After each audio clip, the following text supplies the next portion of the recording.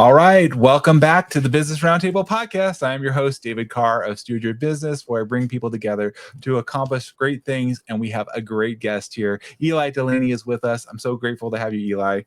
Well, thank you for having me come hang out with you, David. It's like anytime we have good conversations. So yeah, anytime. Absolutely. Absolutely. Yeah. Well, thank you. You had me on your podcast, your Meet Cool People podcast recently. And I said, well, hey, I got to return the favor. Have you come on here on the Business Roundtable, speak to the listeners and the folks that are part of our community here. And so thank you for being a part of that. You and I have connected, guys. We met, I don't know if it was earlier this year or last year, but definitely we are part of one of a great networking group, Success Champions Network. And I really appreciate, Eli, just the way that you pour into your podcast, the way that you shared, mentor, just a truly remarkable man. And I'm glad to know you and have you in my circle. Oh, thank you so much. And I feel the same way, my friend. I love that. And, Success Champions has been a great spot for me. I love meeting cool people, obviously, but it's a good place for me to be able to,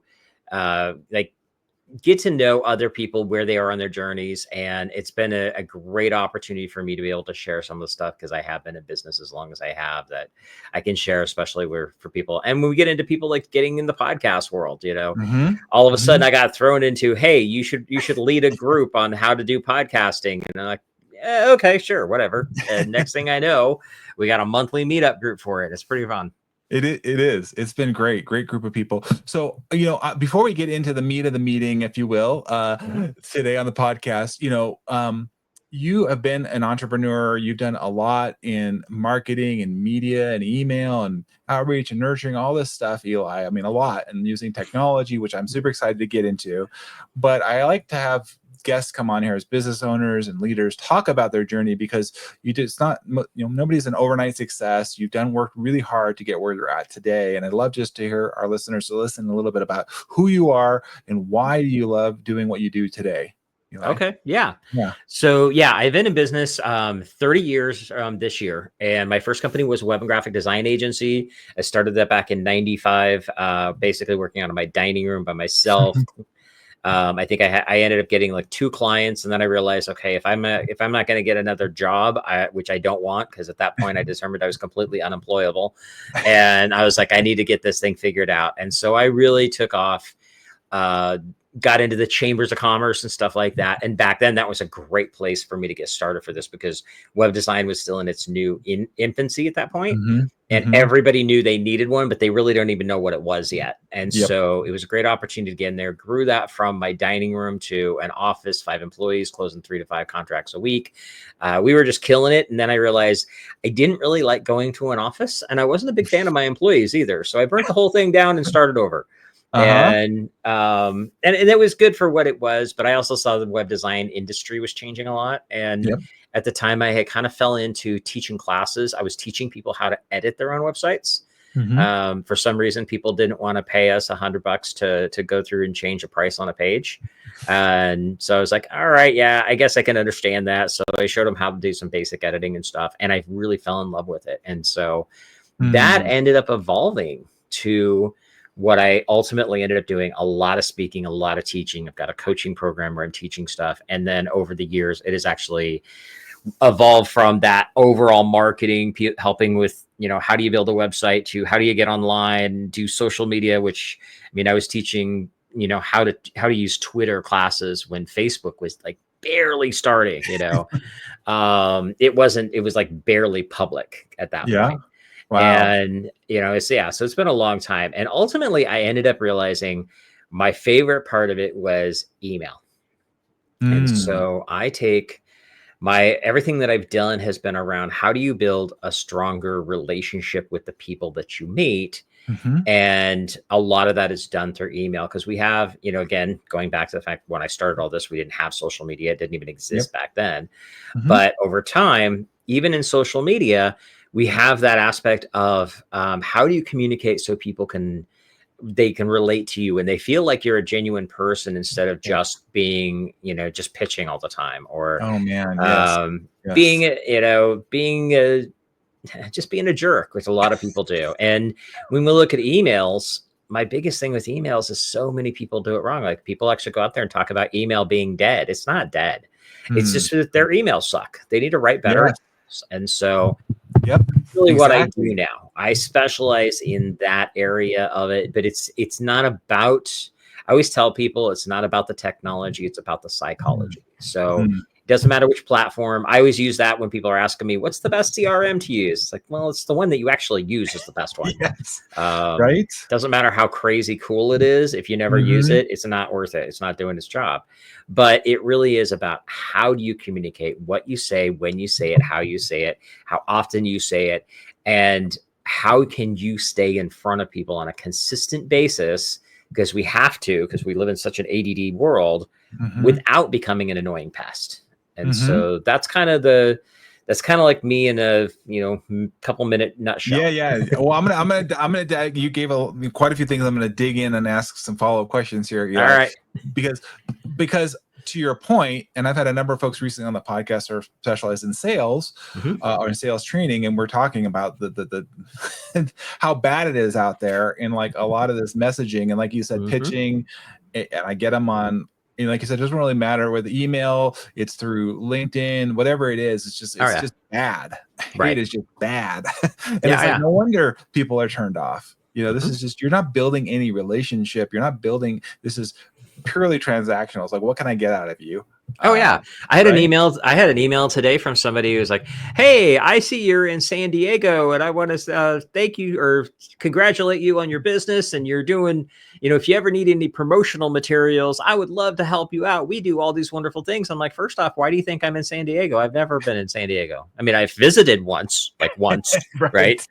But I was like, first off, do your homework, and Yeah. two, no, you know. And I had no clue who this person was. It was the only communication I'd had with him. Mm-hmm. So Yeah. yeah. Yeah, we get those every day. I Mhm. had somebody message me on LinkedIn saying, "Hey, we would, do you have a pot?" Or like, what they asked me, if someone not being a podcast, I'm like, I run 2 podcasts. If you did any research, you would see, Yep. I'm doing this. So they're not doing even the basic Right. work. And so how are you going to build, relationship over time, right? Exactly. Yeah. Um, so yeah, I mean, I think, but I, as a I do think it takes work in somebody like yourself, Eli, that have been doing this for a while, right? Guiding people so they're not making these pitfall traps of, unfortunately, they just see like, oh, well, this manipulative tactic, might work very rarely, but like, well, I'm just going to learn this and try this, and I'm just going to throw anything Mhm. at the wall trying to Right. get clients, right? Yeah. There are so many things going on, especially nowadays. Now with the rise of AI, people are just Mm-hmm. jumping on every little thing that they can possibly do, and what they don't realize is that a lot of that stuff actually hurts the relationship. It Mm-hmm. hurts the trust value. And Mm-hmm. I always tell people, and this is what I specifically really like, I'm very militant about this with my clients. It's like your job is to educate, add value, and build trust. That's it. Because if you do those three things, while they know what you do, and chances are they all know what you do because you've talked to them about it already. But if you can do those three things, when they're ready to buy, you'll be the first person they think of. Mm-hmm. And that's where you really want to come from. And again, it doesn't matter what medium we're using. Like I said, my Right. personal favorite is email. That's my specialty, but it doesn't matter where we put this stuff. If you put stuff out there that is adding value, like one of my favorite things in the world, I talk about this all the time. I keep the copy of The Go Giver by Bob Berg sitting on my desk all the time. And I talk about this book all the time. One of these days, I think Bob might give me a commission check. It'd be kind of cool. Like I might be able to retire. But I share this book all the time. I talk about how it's an easy read. It's all about creating social karma. That if you do good things to help other people, it's going to come back to you. Don't know Mm-hmm. how, don't know when. It may not be the same person you did it to, but Right. it's going to come back. And it's one of my Mm-hmm. favorite books. I've talked about it for probably 15 Oh yeah. years. And it's so funny because people are like, okay, that's great. Thank you so much. I can't wait to read the book. And I'm like, okay, that's awesome. Now, if you stop and think about it, what did I get out of that book or out of recommending that book? Mm-hmm. At best case scenario, if I talk about that in an email and I happen to stick my Amazon affiliate link in there, I'll make like 30 cents. Yeah. I think that Amazon sends me a check big enough to buy me like one mocha a year. Yeah. So I'm not doing it for the commissions. I'm doing it because it adds value. Mm-hmm. And the beauty of it is when you do that, the next thing you know, you build that lifelong trust where somebody hears, hey, I'm struggling with XYZ. Like, I know the guy you need to talk to. You need to talk to Eli because Mm-hmm. he knows all this stuff. And the great thing about this is it's easy because you're not making stuff up. You're never Mm-hmm. lying. You're never putting out a bunch of garbage, making a bunch of empty promises like so many Right. people, sadly, in the marketing world do. All Mm-hmm. you're doing is like, hey, here's something that has worked for me. I'd love to share it with you. That could be a book. That could be a video on YouTube. That could be a tip. You could do, you could do some stuff related to your business. You do a lot of stuff not related to your business. They'll still trust you because they know what you do. Yeah.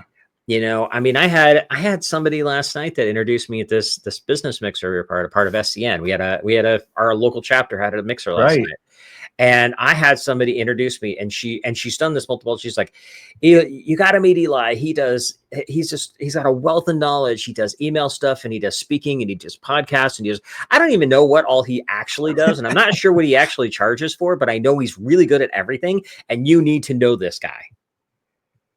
There you go. And you know what? I'm okay with that because then I Yeah. can have the conversation and I can lead it to finding out if that person could be a good fit for how I can help them. Mm-hmm. And no matter what, I'm going to lead them in a direction I can help them, whether it is my stuff or somebody else's. Mm-hmm. If they're not a good fit for me, I can probably to say, hey, you know what? Here's something that you could use. And that person's going to remember me as the guy that helped them out. And Yep. so that's where all of this stuff leads to. It's not that hard. It's not rocket science, but so many people miss the boat on this. I agree. Well, then, I mean, honestly, like, this is why I have you on the podcast today for this very reason. What you're talking about, Yeah. Business Roundtable podcast started over 2 years ago because I came with other business owners that said, "Hey, just to your point, how can we create value? How can we create something that we can share, give, and say, take and see, and is this something that benefits me?" And I appreciate it, and I love having folks like you on the podcast here, so that way I can say, here's another person that I know, that I trust, that I collaborate with. Check them out. See how they might be able to help you. And so the podcast is a different medium to do that. And I'm grateful. So thank you for Awesome. coming on board here. Okay, and then thank you for inviting me. Absolutely. Well, so so here's the challenge. I think what you're bringing up as a business owner, wherever you're, what at the stage, especially when you're maybe just starting up or you've got going, you're struggling. What are the things that you say, Eli, if they should be, so don't just like try to use these bad tactics that have been, because you're desperate, I got to get a sale, I got to make the connection. Right. Where do you take them, like, Eli? What do you say to them to start back before you start, how do you what do you start with them? Okay. Yeah. So a couple things to look at is there's two sides to this. Number one is lead with value first, no matter where you're at. But like, I'm a big fan of give them something that is related to your business that can help solve a problem for them right away. So I'm a big fan of a lead magnet of some sort. There's a couple of really cool ones. I think something short, sweet, to the point. Do not send them to a webinar. They're not going to watch it. Okay. People are so ADHD in today's world, they don't have time for it. So the newest one I actually just launched, it's an old school process, but it's coming back, and it's because we are in such an overwhelming world, is like a 5-day educational course, and it's all email. It's not no membership sites, no videos, no downloads, no PDFs, none of this other garbage that makes it hard to create and more difficult for people to consume. But if you could get to any prospect you talk to, or you're networking at an event and you see somebody that you can help them out, you can say, you know what, I got something that might be able to help you out. Check this out, pull this up, and you have them pull out their phone. If you want to be fancy about it, get the QR code on your phone so it's ready and they can just snap that and go right to the website. And like the one that I built, I literally launched it today. You were like one of the very first people that's even gotten to see it. And it's called the Follow-Up Fix. Yes. And so with that, I'm going to start doing this with this one. And I've done it with many other things, but I'm like, you know what, here's something that might help you out. Pull out your phone. Let's go there. And you show them what it is, like have them read through the page and go, just sign up for this. It's going to be 6 emails over 5 days. Check it out. I would love for you to go through it and then let me know what you think. Absolutely. Now you see how That's not a pitch. Is like, go through it and let me know what it is. I'm selling them something for free that hopefully will give them some education and some actionable items. I know that mine has that. And so if you do it right, yours should have that too. Now, right out of the gate, you've led with value. And if that's your goal, is like, okay, how do I lead with value and gives people something that is easy for them to get into? And I'm not even pitching them anything. So you don't have to worry about the stress of closing the sale, because let the system, let the process teach them and educate them on the process to where they're like, you know what, this is awesome. I see how I could do this, but I don't know that I could do it right. Maybe I need to go back to David and have a conversation. And now you've already pre-sold them. And so absolutely. I'm gonna throw this up, Eli, because I pulled up your website because I don't normally do this, but because I think it's so valuable what you're sharing right now. You guys can we'll put the link here in the show notes, the followupfix.net. But it's just something simple like this. I mean, I just thought, it's so simple, it's clean, it's easy, nothing right fancy. there. You could do this on your own with whatever CRM/landing page thing you got. It doesn't have to be super complicated. You can make it even more simple than what I've done on here. I mean, I've got a lot of stuff. I got a lot of testimonials and stuff that I put up there as well. But the goal with it is give them something of value that's real value, because most people, they make a bunch of garbage up and then they say, this should be $97, but for you, it's free, and it's BS. They're not, it's like something that basically tells them why they need to hire you. Right. And gives them no value in itself. Like with mine, obviously, I want them to read it and go, yeah, I am messing up all of these things and I do need Eli's help. But if they just read all the things they're making the mistakes for, they could potentially do it on their own. They don't have to hire me. Right. And I'm okay with that. If they want to try to do it on their own, awesome.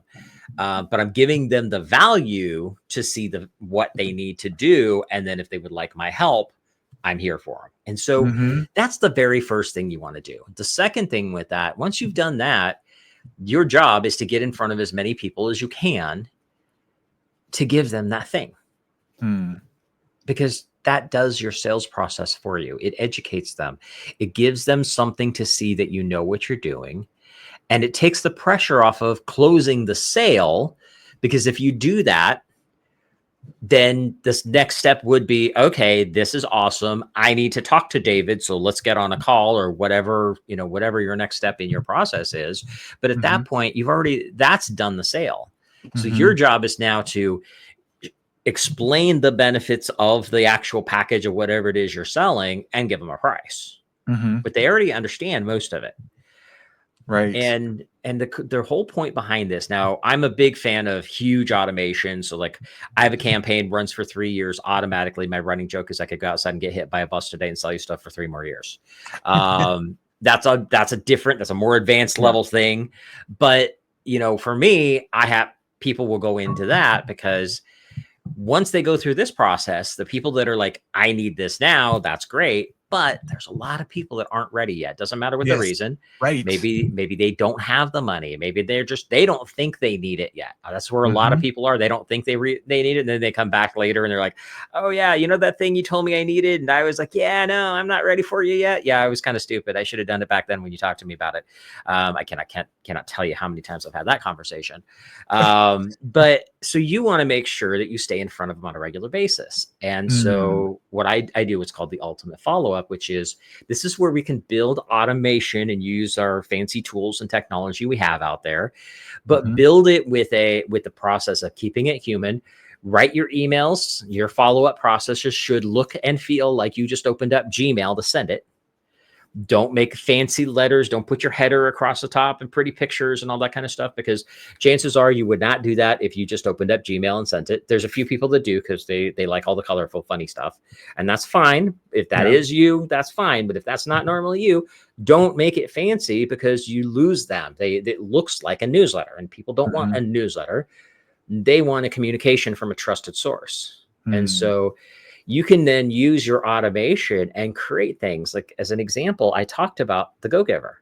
Now, I talked about that on during this show, like as Yep. we're having this conversation, I have talked about it on dozens, if not hundreds of other podcasts. I have talked about it during live speaking events, and I have talked about it in my emails for over a decade. And the great thing is it doesn't matter, because when somebody first hears that story, it still means something, because they probably haven't bought and read the book yet. And so if they buy and read the book, they've gotten value. If I'm recommending it to them and they have already read it, it starts a conversation. I cannot count how many times I've replied back to my email and said, "Hey, Eli, thank you so much. I have read that book. It was a really, real big game changer for me. It was so cool." And so then that starts a conversation. Yes. If you've been in sales at any kind of time, you know that conversations lead to sales.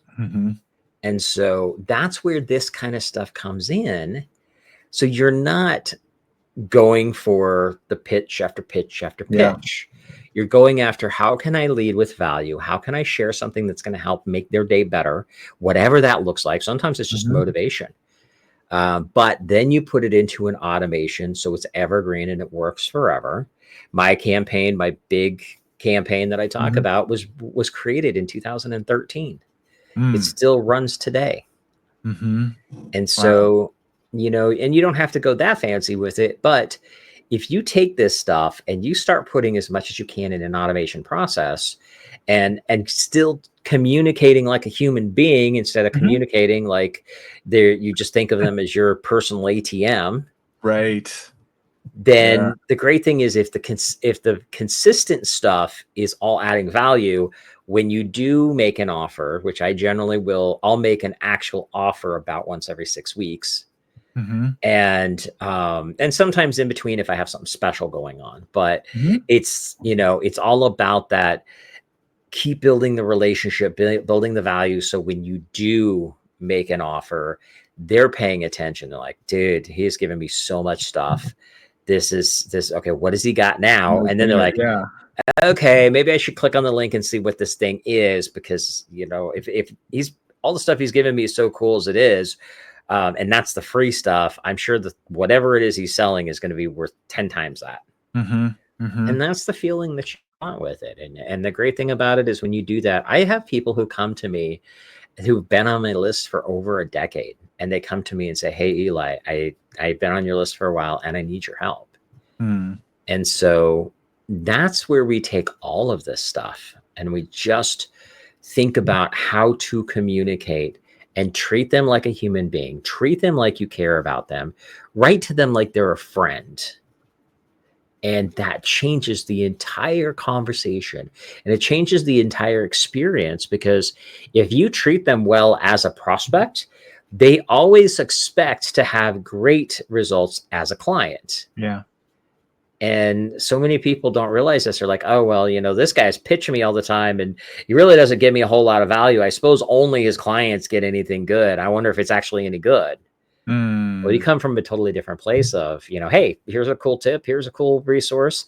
Here's a podcast I would recommend. Here's a video on YouTube I recommend. Stuff like that. And you're just giving and giving and giving, but not necessarily your stuff. And then when you go, "You know what? Hey, I got this thing and I'm working on it. It's pretty cool. I'd love for you to check it out. This is how it's going to solve XYZ problem." They're probably like, "Okay, well, let me check that out." And at that point, the trust is already there, because people buy from who they know, like, and trust. We've heard that forever. But those 3 words are in that order for a reason. You have to get to know them, or they have to get to know you before they can start building trust with you. And then when you build the trust, that's when, know, like, and trust. Excuse me. My brain is getting fried here a little bit. They get to know you. That's when they decide if they like you. Once they get to like you, that's when the trust comes in. They really build the trust. And they start trusting you. Pretty much doctors and lawyers are the only ones that get away with the like part. Most of us don't necessarily like them, but we still trust them. Yeah. Well, hopefully I hear where you're coming from. As you're breaking that down, it just makes me think, that building the list, and this is something that was instilled in me a while ago, and even so, I sometimes I forget about this. You're reminding me of, like, continuing to build the list of people that trust, that ultimately trust me. But first I have to, what I like to say, kind of capture their permission, communicating the message out there and saying, "Hey, look, I'm interested truly, like Yeah. I'm not just, because I'm very skeptical, and I've seen this as a, we talked earlier about kind of bad things people are doing. Those are, buying lists or swapping lists or things like Yeah. that. If you're not, you know what I mean? Yeah. Don't do You that don't know stuff. these people, right? All that stuff, right, Mhm. Eli? It's Yeah. just, You don't do that stuff. That's just there's the game. Don't do that stuff. yeah, exactly, right? I mean, and so being very intentional, and to your point, Eli, I mean, I when I go through and I'm looking at my contacts, and I have different things for different people. It's like, okay, well, how do I know you? What's the relationship look like? I want to make sure that I'm providing, like you said, value, something relevant, which may be relevant to a segment of the people that I know, but not to others. And so I don't want to just blast everybody with the same thing, right? It's like, then Yeah. it's like, how do you don't really know me. Right. And you can and depending on where you are in your business, segmentation is a great thing to do. I recommend starting with segmentation in mind. So deciding, okay, these people are a good fit for this type of thing. These people are a good fit for that type of thing. Mm-hmm. But don't overthink it, Mm, because too many people will do that and then they just make way too much work for themselves. And got it. so simplify it down to some degree. But if you're just starting out, put them all like I mean, you need to have them opting in. That's one thing that I'm Mhm. also a big fan of. If you meet somebody at a networking event, do not put them in their general follow-up process. You give them something like what I'm talking about, like a lead magnet type of thing, Mhm. and get them to opt in for it, Yes. because now they basically raise their hands, and you're not going to get slapped for it, because that's actually, if you just add people to your list, that's technically illegal, and Right. you Right. don't want to do that. We don't want to do that. Yeah. So I mean, that's why I like we're part of SEN, because we're purposely opting in. Like, I want to know more about what's going on with you. I yeah, want to be a part of that. I'm raising my hand and saying, yes, let's do a virtual coffee. Let's connect, right? And exactly. saying, and so I'm a willing participant versus, yes, you have to be cognizant of that. And I'm almost, I've been like, very cautious about that, because I want to make sure that the folks that hear from me, it's all relevant. And I don't want to be, because I don't want to Right. be scammed. I don't want to be mistakenly Yeah. swept up into somebody's, Mhm. email machine. Right. Yeah. Well, and that's the thing is you want to make sure that you're curating the right people that want that kind of stuff. And that's Mhm. where you start with that, and then you just keep giving them good stuff. And when Mhm. you do that, people see you in a totally different light, because Mhm. we're inundated with so many marketing messages across the board, whether it be email, texting, social media, all the different things that are out there. We are overwhelmed, and so if you can be in a position where you just add enough value, like, and I've had this happen with me. I've had people say, I know you email quite a bit. I don't get a chance to read all your emails. I'm like, that's okay. Here's my question for you. Do you ever feel like it's too much and you need to unsubscribe? And Mhm. they're like, oh, no, because I know it's always got good stuff in it. I Mhm. promise I'm going to go back and read them. And I'm like, okay. I know they never will, but that's okay. Because they're busy. Yes. They'll still read some of them. They won't get to all of them. That's Mhm. okay. But they're going to see me consistently, and they're going to know that if they open that up and they read it, they're going to get something of value out of it. Mhm. And so that builds that trust. But they always tell me, I would not unsubscribe because your stuff is so valuable. Mhm. And that's a good place to be. And again, it's all about a conversation. You talk to them like you're having a conversation, not like it's a company, not like it's a newsletter, not like you're pitching them anything. Just have a conversation with them. They know. I mean, we live in the world, they know that it's not, you just writing to them most of the time, because we live in that world where everybody has the technology. It's pretty common. Mhm. But if you can make it feel like you actually wrote it just to them, they're going to feel like you meant it that way. Mhm. Mhm. And Right. it's a psychological trigger. And that's what Mm. you're going after. Yeah. You're looking after their best interest in mind. Mhm. I question, this is maybe more of a, um, I don't know, nuance, I guess, but you're starting out, Eli, Mhm. and you're developing this, and the follow-up, Yeah. that messaging.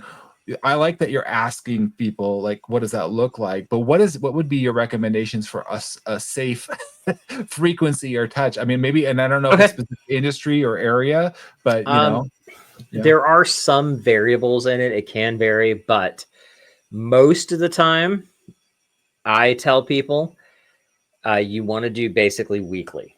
Now, Mm. I also run, I do what I call consistently inconsistent. And it's again with that, the psychology of it. You don't send it every Monday at 8 a.m. because Mm. even if consciously they're not thinking about it, subconsciously their brain knows it comes in at 8 a.m. every Monday. This is a newsletter.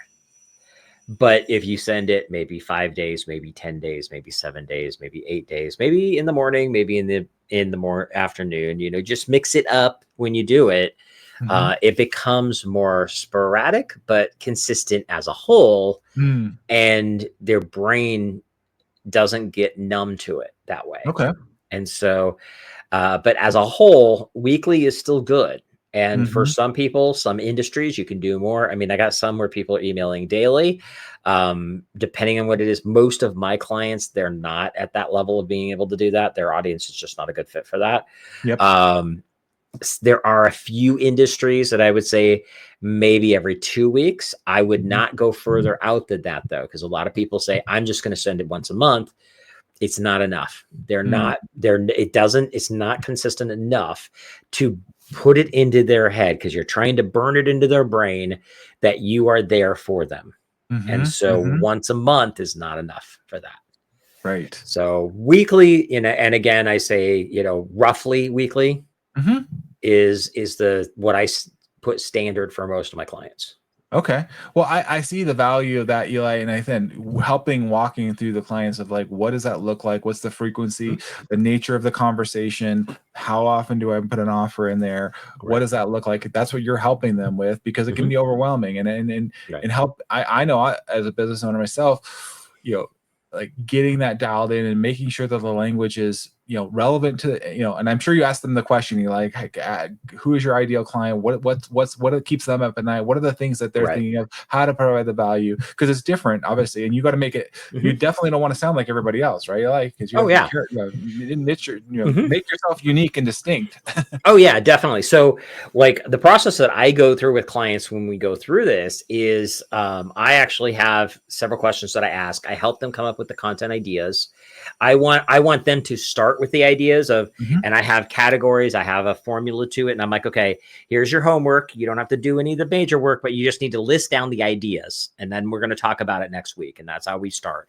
And then what we end up doing is we actually get on a call, record it, and I will actually go through, pull the nuggets of information from them, because Mhm. I want it to be in their words and how they see the value for their people. So I was like, Yep. okay, you're talking to me like your client.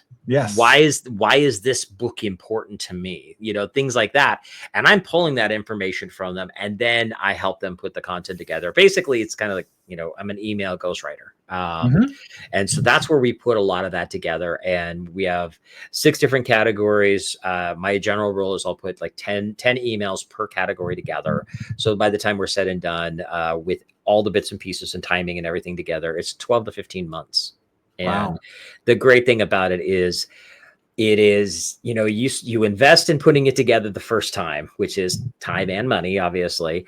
But when you do it at the end, you have 12 to 15 months of content 100% ready to go. And we write it so it's evergreen, which means that it's not something that you're stopping and sending every week. We build it out in the CRM with the goal of everybody starts at the beginning. And so in a year, somebody who starts today gets the same thing that the person a year ago got. They Hmm. start from the same at the Interesting. beginning. Uh-huh. And, some clients decide, we're going to keep going with it and we'll do year 2, year 3, stuff like that. Because I have a 3-year campaign. I had one client that was very like, I'm going to do more than you do. So we Oh ended up my doing, goodness. he got to like 3.5 years and then he stopped because he knew Oh he'd my. beat my number. Wow. But you build that out, and and as long as you're not changing like major, like completely doing a whole new business, It's evergreen, so it works forever. Like I said, my campaign, I built this in 2013. Once a year, I spend about a half a day where I go through, I tweak it, I look at anything that needs to be rewritten. Sometimes I'll go back and go, okay, that writing was horrible. I need to rewrite that, because we all learn and grow, right? Sure, absolutely. But then there might be something that's not relevant anymore, or I have a different suggestion or something. So I'll pull that out and I'll write something else to put in place. Absolutely. There have been several years where I've never even touched it. They haven't needed to. So you can go through, and once you build it, you get a year, you're ready to rock and roll. You come back a year later and invest to do, you build another year out, you got 2 years, and when I say 2 years, it's over 2 years. Like I said, we're talking 12 to 15 months, probably closer to that 15-month mark. Yep. At that point, when you have 2 years worth it, nobody's going to remember what was in the beginning. You can loop it back to the beginning and start it over. And that's what we do. My campaign, I had one gal who came to me one time, and she replied to one of my emails and said, "Hey, Eli, I want to thank you so much for for recommending this book." And the book was The Greatest Salesman in the World by Og Mandino.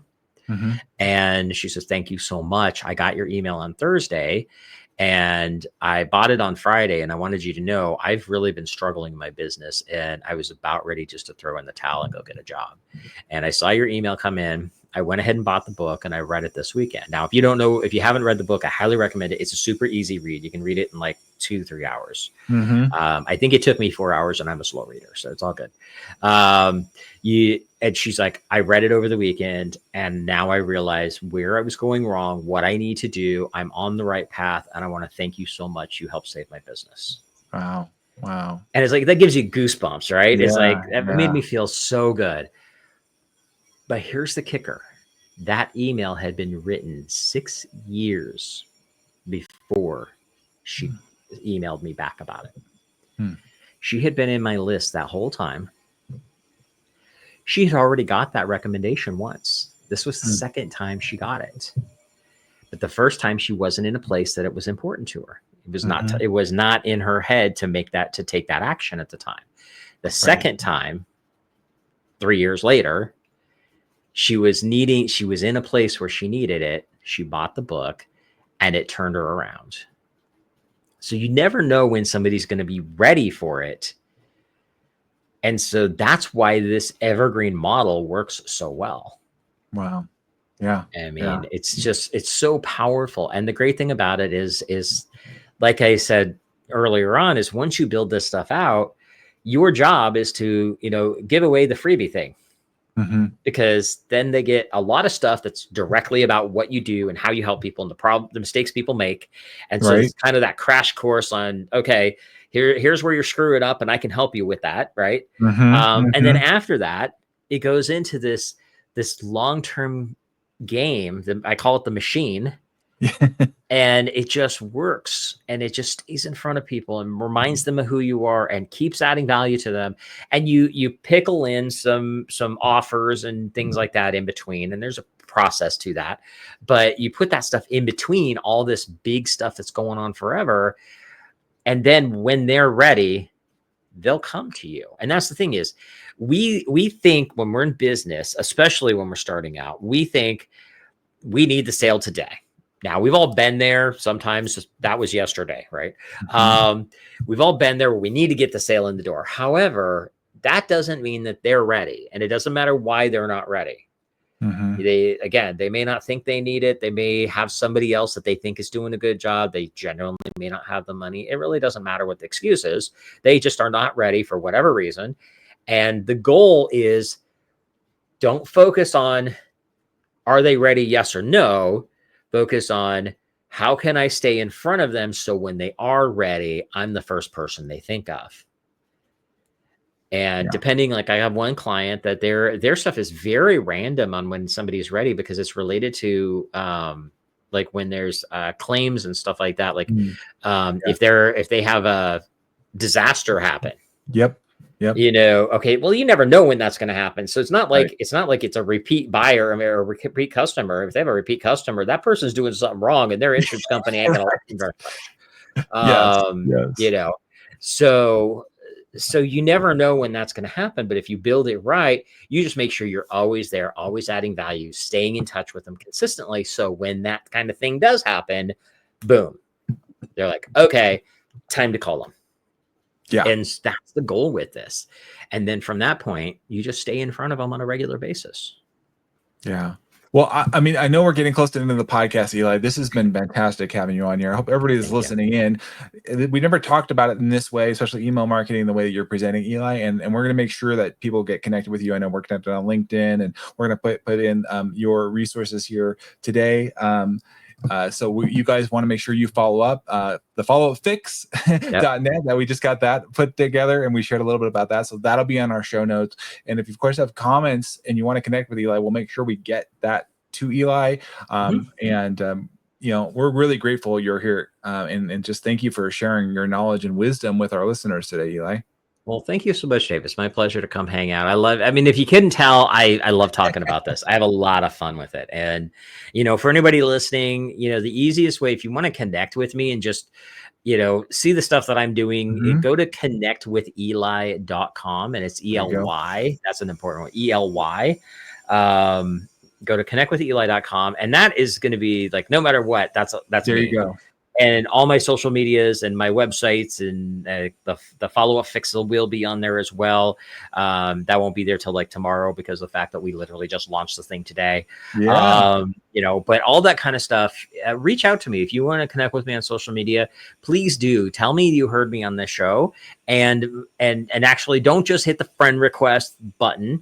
Send the friend request, but send the message with it and saying, hey, I heard you on David's show, and please tell me if something on here was like something stood out that you liked. I would love to hear that kind of stuff. So please do. Absolutely. Eli, we covered a lot. I always like to give our guests an opportunity just to last parting thoughts, parting message that you want the listeners to hear. If they got anything from what you shared today, what would they be? They listen, they you know, stop the podcast and they say, you know, they take action, or on what you've shared today. What would you leave with them? Absolutely. Number one thing you need to walk away with: lead with value, and don't treat your people like they're your own personal ATM. When you do that, that's what's killing you. Yeah. Well, hence you and I are I'm stewarding your business, stewarding your people, taking care of people well. You know, you and I share those same values. Eli, again, just thank you so much for being here. You've been a great guest, and I look forward to having you come back again. Definitely. I appreciate it. Thank you so much, my friend. Absolutely. Thanks, everybody, for being a part of the podcast, listening in, liking, subscribing, all that good stuff. We really appreciate you sharing this with others that would enjoy and appreciate it. Come back to our next conversation. It's going to be another great conversation with guests like Eli. And until then, be well.